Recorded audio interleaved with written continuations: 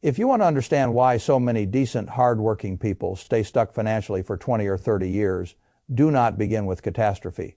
Begin with the shopping cart. Begin with a monthly payment. Begin with a little receipt crumpled in a pocket. Begin with a thing that felt harmless because it was cheap, normal, available, and gave a little relief, right? When life felt tiring enough to deserve relief. That is where the truth usually lives. People like to tell themselves that poverty is always created by one giant mistake.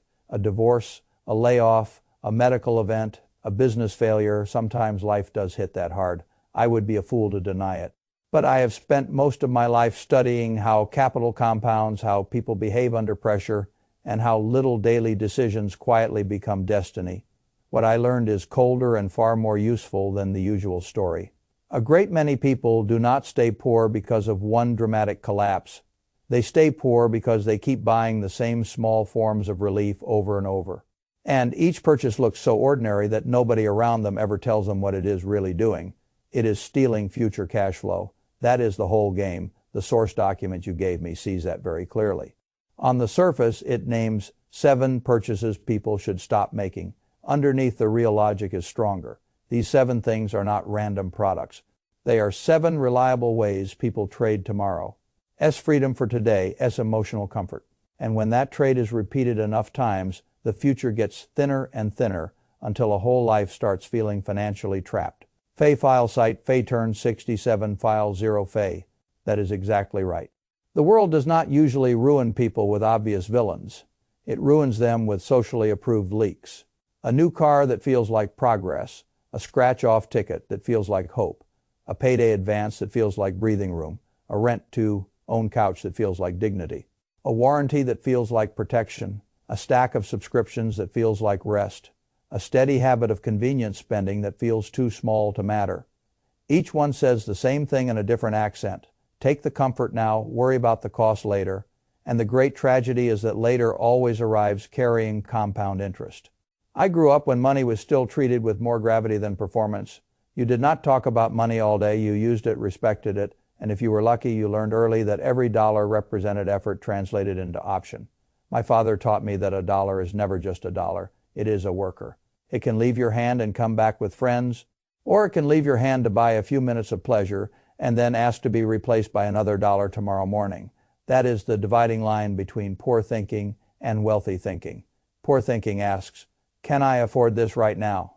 Wealthy thinking asks, what is this quietly costing me later?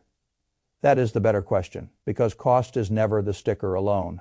Cost is the sticker plus the lost compounding, the lost liquidity, the lost options, and the lost freedom that could have been purchased instead.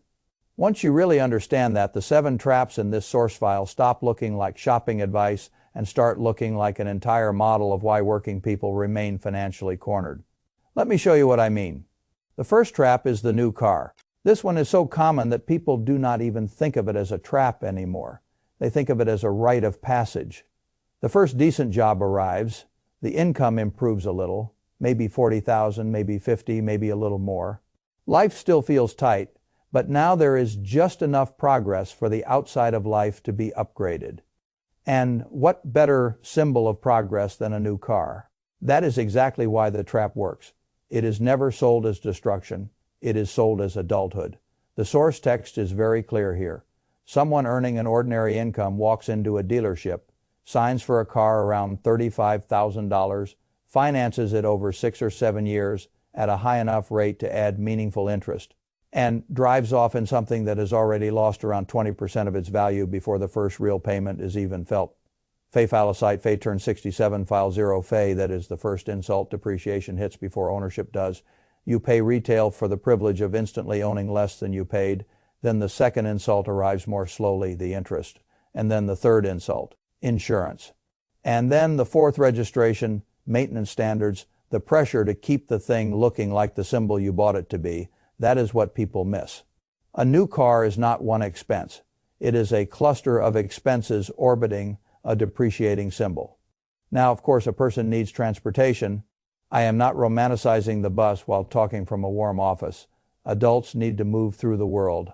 They need reliability, but transportation and status are not the same purchase.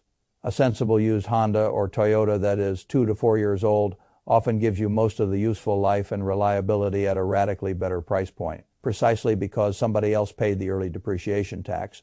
The source document makes that contrast directly by comparing the cost of a gently used dependable vehicle with the much higher cost of financing the newest version.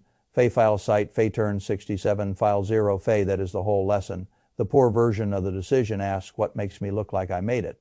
The wealthy version asks, how much capital am I donating to appearance? I have never cared much whether a car announces me. I care whether it gets me where I need to go while leaving enough money free to do more important work elsewhere. And that is what this really comes down to.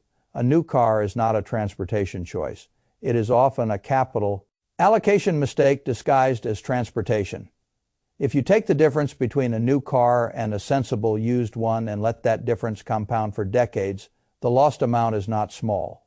The source text rightly dramatizes that with a long-run investment example, showing how the depreciation you cheerfully accepted at the dealership could have become a serious retirement asset if it had been invested.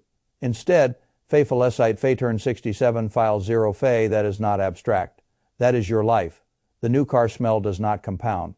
The avoided depreciation can. That is the first trap.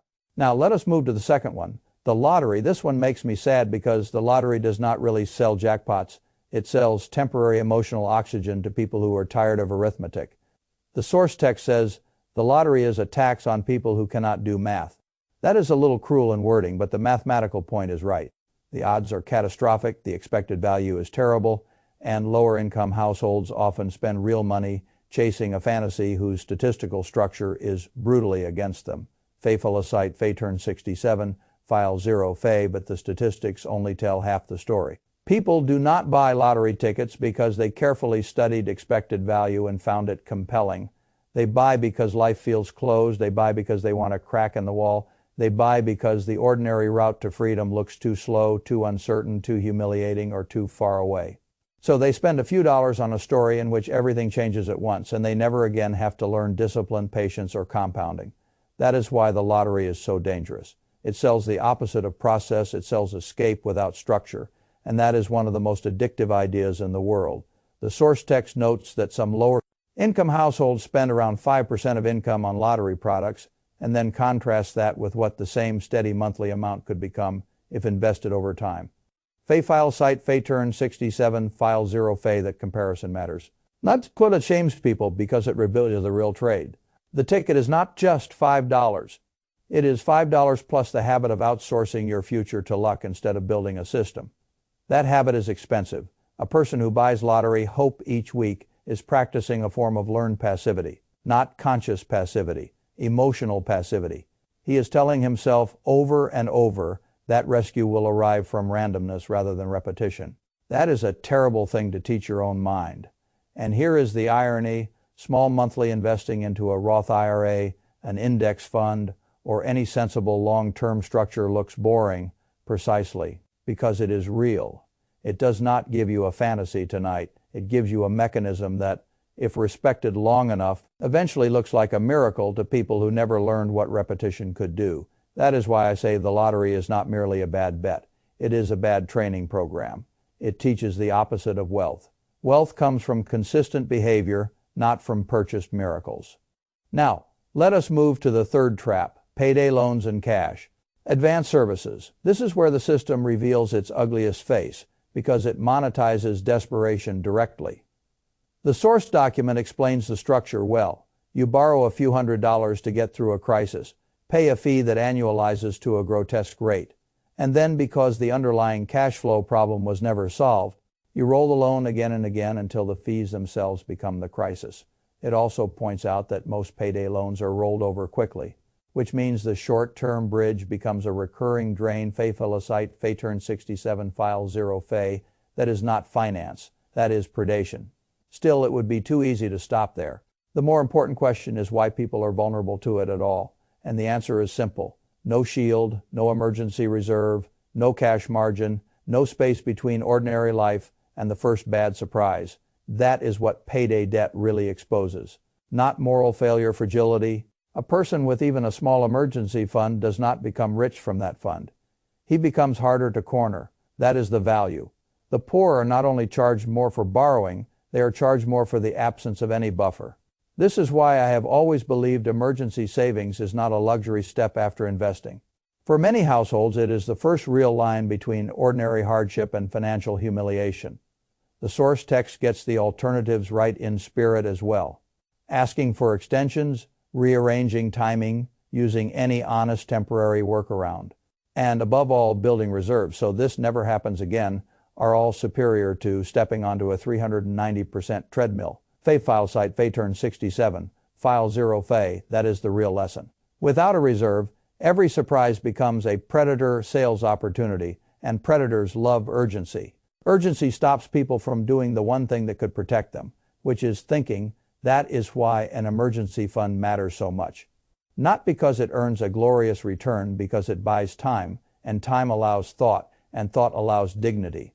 That is far more valuable than many people realize. Now let us move to the fourth trap, rent to own furniture and electronics. This one is brilliant in a sinister way because it teaches poor people to look at monthly access instead of total cost. The source document explains the pattern exactly. A couch or television is offered for what looks like a manageable monthly payment. But when the customer follows that payment over years, the total amount paid is several times the true retail value of the item. File site turn 67 file 0 that is how bad deals are always sold, not on total damage on immediate permission. Can you have it now? Can the room stop looking unfinished now? Can you feel normal now? Can your home look like the homes in your mind now? That is the emotional lever. And it is a powerful one because there is real pain in living inside visible lack. People want a finished room because a finished room feels like stability. I understand that, but paying 4 times retail to feel settled too early is not stability. It is a financial wound disguised as dignity. The better approach is almost always harder on the ego and easier on the balance sheet. Used furniture, marketplace, estate sales, thrift stores, patience, an apartment that looks less complete for a season while the finances get stronger underneath it. The source text recommends exactly that kind of alternative. File site turn 67, file 0 that is how wealth begins. You allow the room to look a little less polished so that the life can become much more stable later. Most people reverse the order. They polish the room and leave the future half built. That is a tragedy repeated every day. Now let us move to the fifth trap, extended warranties and tiny item insurance. This category fascinates me because it sells fear management in tiny monthly slices. The source text is right here. Many of these protection plans are overpriced relative to the likely risk, especially because some items already have manufacturer coverage, card protections, or simply low odds of failure in the period being sold. Phone insurance, laptop protection plans, and similar products often cost more over time than the inconvenience they are supposedly solving. File site turn 67 file 0 the deeper principle is much bigger than the warranty itself. Not everything should be insured. Only true catastrophe should be insured. House, health, liability, income if others depend on it. Things that, if lost, materially wound the household. A pair of headphones is not a catastrophe. A small electronics failure is usually not a catastrophe. A cracked screen is annoying. It is not a civilization-ending event. And when people insure inconvenience as though it were disaster, they slowly teach themselves to pay monthly tribute to fear instead of building self-insurance. That is the better model. Keep the premium yourself. Let it accumulate. Replace the item if needed. If nothing happens, you keep the capital. The source text points toward exactly this solution by suggesting that people self-insure the small stuff and reserve formal insurance for things that would actually devastate them. File site turn 67 file 0 That is how wealthy people think. They insure catastrophe and absorb annoyance. Poor thinking does the opposite. It pays monthly to remove annoyance while leaving true catastrophe underprotected. That is upside down living. Now, let us move to the sixth trap, the subscription swamp. Premium cable packages, stacked streaming services, entertainment bundles, all the little monthly comforts that feel too small to deserve a serious conversation. That is why they deserve one. The source text makes the economic point sharply. Households with modest incomes can quietly be spending very large annual sums on cable, internet, and multiple streaming services, often paying for far more content than they actually use with intention. It then contrasts those annual totals with what the same money could become if redirected into saving or investing.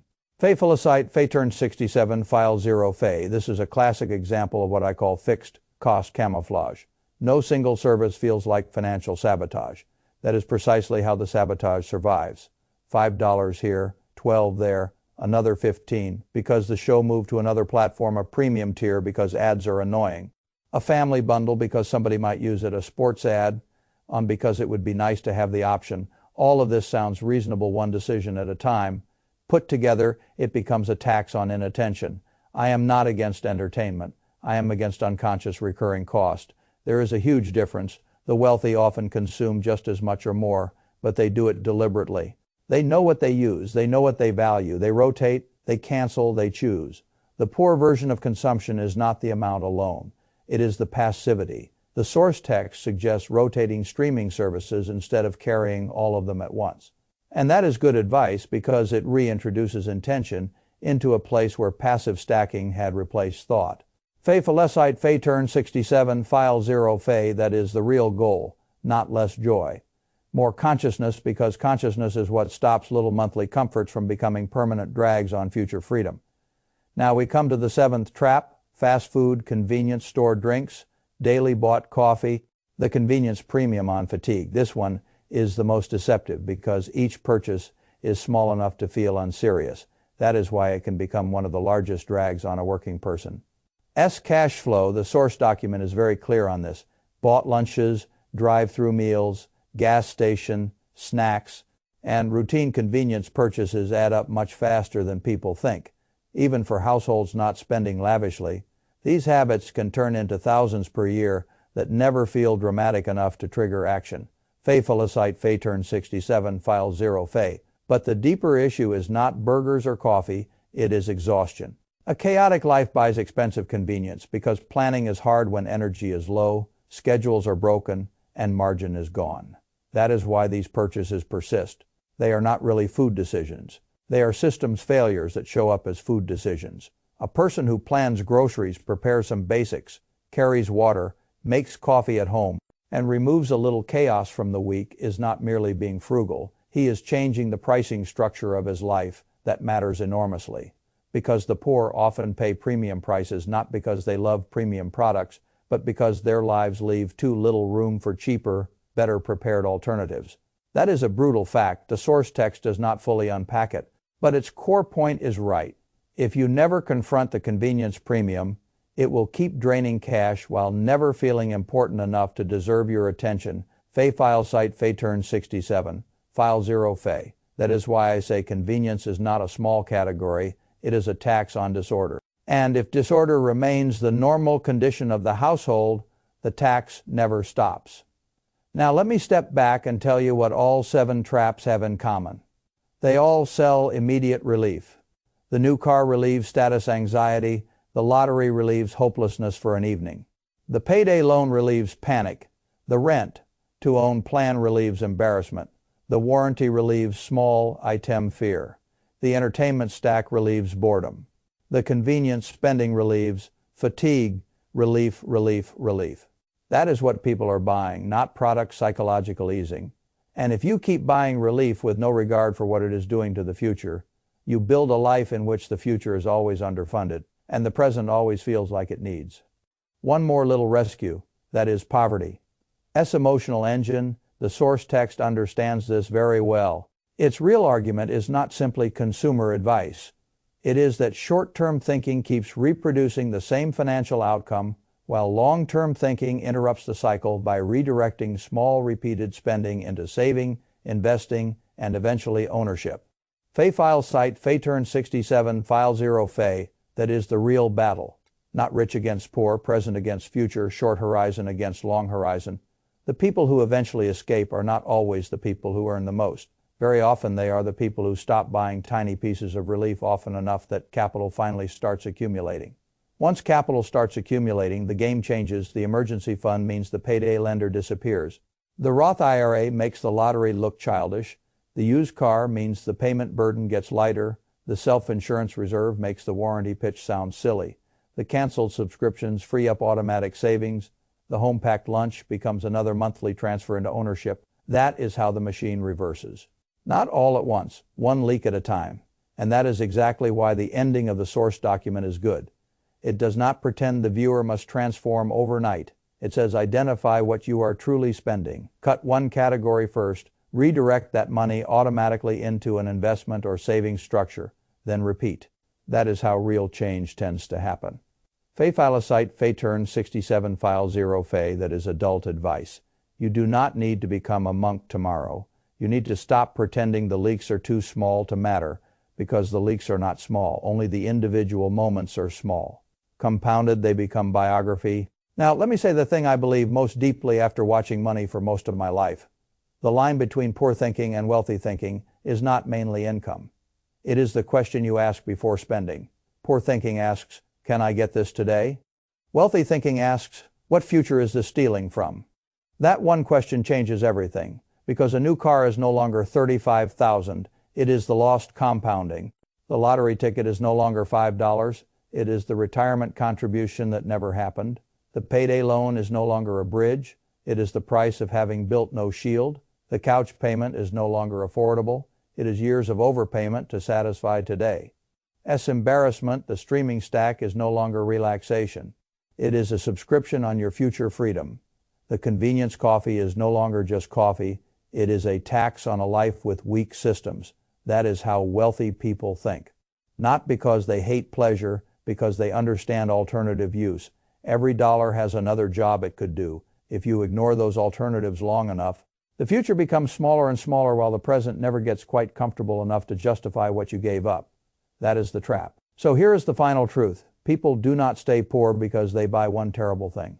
One time, a great many people stay poor because they keep buying familiar little pieces of relief that are constantly asking the future to pay for the present. That is the engine. And once you see it, the 7 purchases in this source file are no longer random warnings. They are a map of how the cycle works.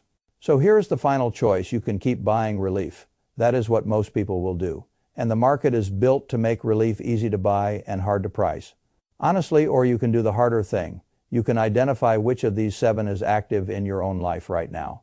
The new car dream, the lottery ticket, the payday cycle, the rent, own payment, the little warranty, the subscription pile, the convenience premium. Pick one leak, cut it, redirect the money automatically, then repeat.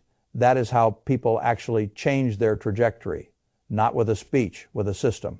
And once enough of those redirected dollars begin flowing toward reserves, retirement accounts, debt reduction, and productive assets, something very strange happens.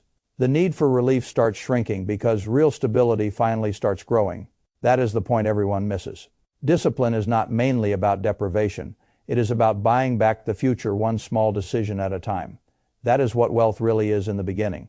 Not glamour, not genius, not high income. A long chain of choices where the future finally stops getting sold off for tiny pieces of comfort. That is the line. And once you really see it, you never shop the same way again.